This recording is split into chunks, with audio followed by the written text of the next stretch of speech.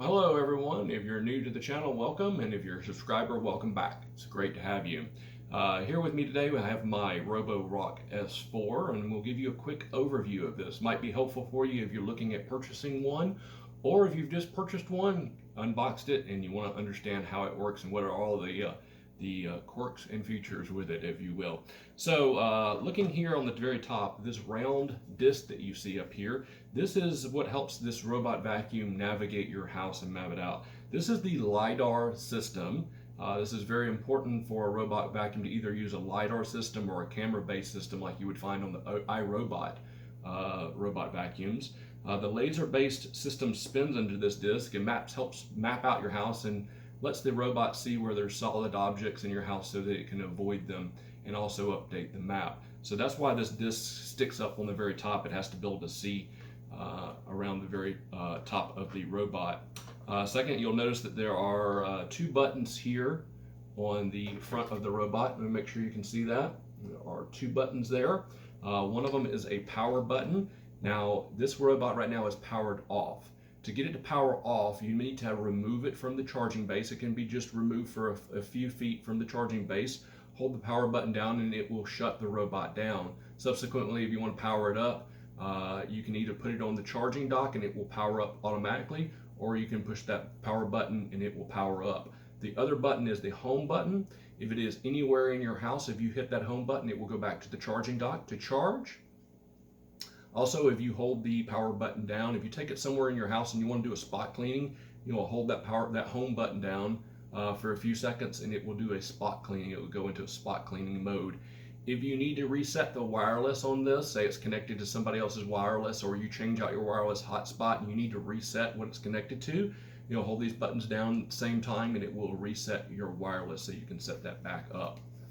So that's really the overview of the top. Now let's look at the front of it. Along the front of it here, we have a bumper, and this is when it bumps into something, it will push in this bumper right here, and there's little switches behind the bumper that will allow it to know that it has bumped into something and thus turn and go a different direction. So that is that. On the sides, well, on the side, I should say here, on the very side, let me make sure you can see that right here, that little window.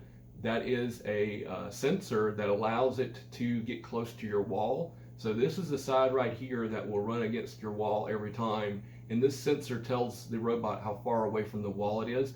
That way it doesn't get too far away from the wall and can get as close as possible to get the edge cleaning done. So on the very back of the robot vacuum here, we have this is what the contacts connect with the charging dock here. You can see metal contacts on the charging dock here. Well, these connect up to this when it backs up, and that's when they make contact, that's what charges the robot vacuum. You will also notice here on the very back these little vents. This is the exhaust for the vacuum. It blows out the back so it doesn't scatter debris, and it does a really good job of that. So let's flip it over and give you an overview of the bottom of the robot vacuum.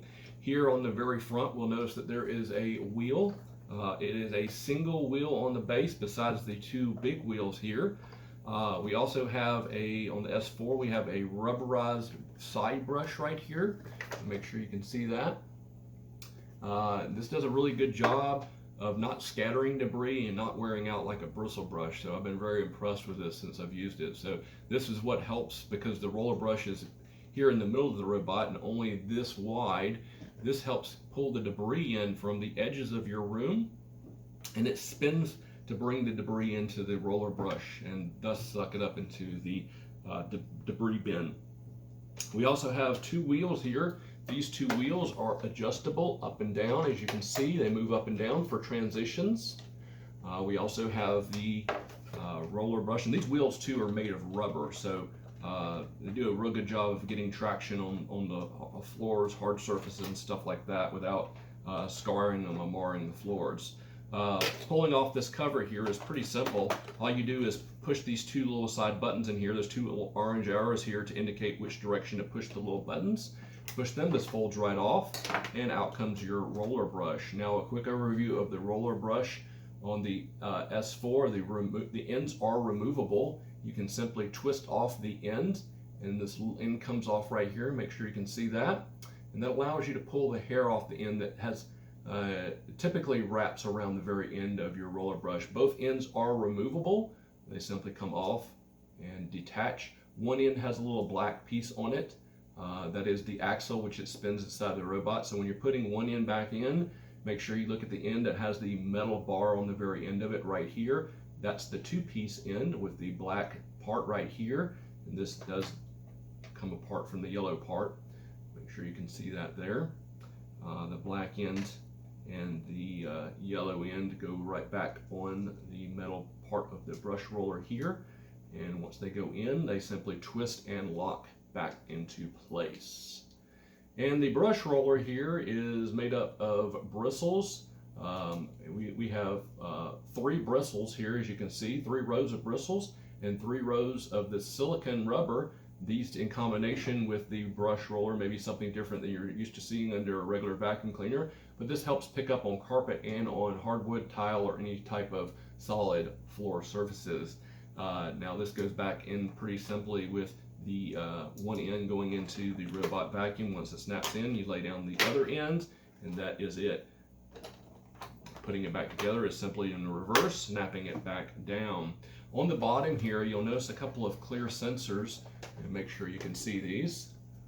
Right here on the side, right here. There are 2 on the front, and there's another one on the side for a total of 4. These are your edge sensors. If you have this in a 2-story house, these sensors will let the robot vacuum know if it's getting near the edge of a stair so it can reverse and not travel down your stairs. That would be a very bad thing if it were to go tumbling down your stairs. So it's important to keep these little glass windows clean so it can see the edge of your stairs if you live in a 2, 3, or 4-story house and you have these running. Now the Roborock S4 right now does not have support for multiple floors. I hear that support is coming out in a map update and a firmware update very soon for Roborock, and I hear that's supposed to work across all of the Roborock vacuum lines. So going around back to the top now that we've shown you the brush roller, opening up the very lid, what you will see that you have your dustbin container here. That simply just use your finger to push in on this little button right here and pull it straight up and out. And inside here you can see we have a couple of things going on. Along the very back here you'll see there's some slits. That's where the actual vacuum motor lives, under this LiDAR base system here, and it sucks from in here and exhausts out the back. In the very, very front right here, you can see the opening, this weird kind of shape here. This is where under here lives the brush roller, so your debris is sucked up through here, through your dustbin, and the filter sits flush against the motor here. And speaking of the filter, I'll give you an overview of the dustbin here. It's a fairly good sized dustbin. It's one of the larger ones on the market, so it holds a good bit of debris. There are a couple of things to it. One, if you push in on the same button here, you can fold down the front, and that's what you'll use to dump your debris into the trash can. Secondly, the filter here just kind of pulls off the end, and you can use this, and you can beat it out over your trash can to get it clean. You can blow it out with a vacuum cleaner or a air compressor like I do. Roborock also says you can wash these, set it out to dry. They do ship with 2 of these, so you can interchange them. While one's drying after being washed, you can put the other one back in. I don't wash mine, I just blow it out with an air compressor. Seems to be doing well so far and holding up quite well.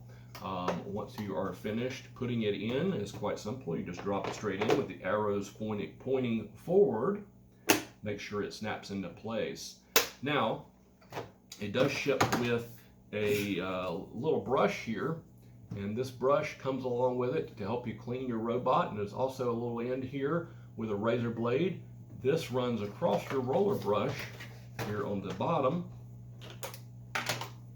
and if you have hair wrapped around this, and these do a pretty good job of resisting tangles of hair, you run your razor blade along the brush roller here to cut your hair, and then you can just simply pull it right off. So that's a handy thing to have, handy tool. Make sure you don't lose that. You'll be using that quite often.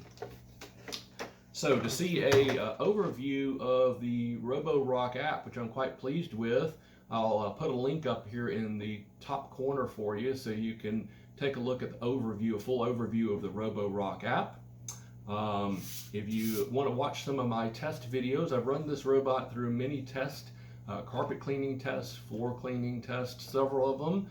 I'll drop some of those links down below, and also a link to my vacuum playlist where I have reviewed other robot vacuums as well. I hope you enjoyed this content. If you have any questions, make sure you drop those below. If you have one of these robots, let me know what you think. Drop a comment below. If you like this comment, make sure you smash that like button. And if you haven't already subscribed, I appreciate you go ahead and hit that subscribe button. We'll see that here in the lower corner of my face. Go ahead and click that now if you would. Go ahead and subscribe to the channel for more content. And that's it for this video. Take it easy, everyone. Thank you.